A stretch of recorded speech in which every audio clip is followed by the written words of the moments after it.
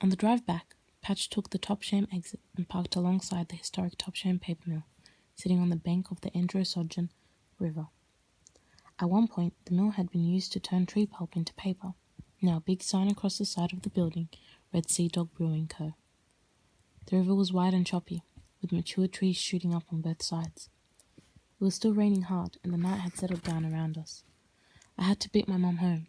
I hadn't told her I was going out, because, well, the honest truth was, Patch wasn't the kind of guy Mother smiled on. He was the kind of guy they changed the house locks for.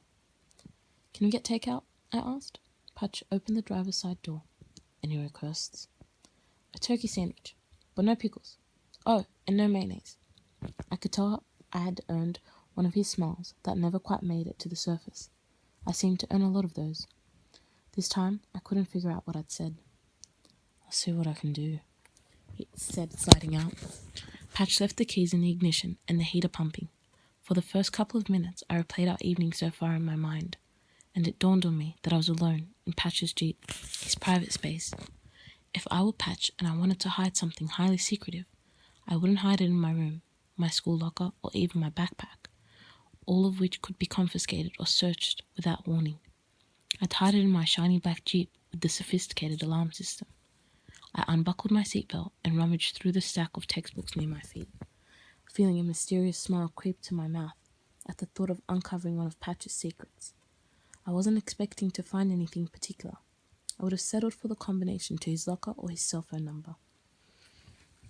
Toying around old school assignments cluttering the floor mats, I found a faded pine-scented air freshener, an AC/DC Highway to Hell CD, pencil stubs, and a receipt from the 7-Eleven dated Wednesday at 10:18 p.m.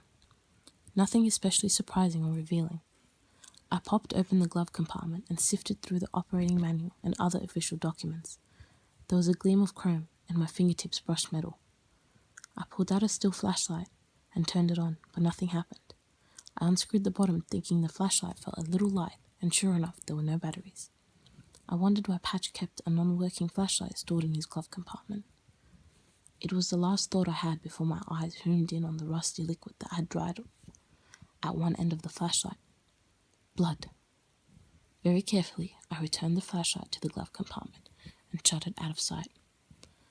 I told myself there were lots of things that would leave blood on a flashlight, like holding it with an injured hand, using it to push a dead animal to the side of the road, swinging it with force against a body repeatedly until it broke skin. With my heart thundering, I jumped on the first conclusion that presented itself. Patch had lied.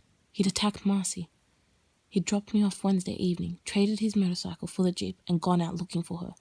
Or maybe their paths intersected by chance, and he'd acted on impulse. Either way, Marcy was hurt, the police were involved, and Patch was guilty. Rationally, I knew it was a quick draw and a big leap, but emotionally, the stakes were too high to step back and think it over. Patch had a frightening past and many, many secrets. If brutal and senseless violence was one of them, I wasn't safe riding around alone with him. A flash of distant lightning brightened the horizon.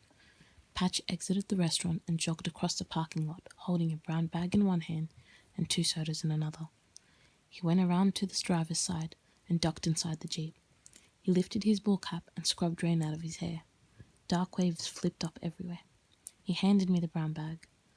"One turkey sandwich, hold the mayo and pickles, and something to wash it down." "Did you attack Marcy Miller?" I asked quietly. "I want the truth, now." Patch lowered his 7-Up from his mouth. His eyes sliced into mine. "What?" "The flashlight in your glove compartment. Explain it." "You went through my glove compartment?"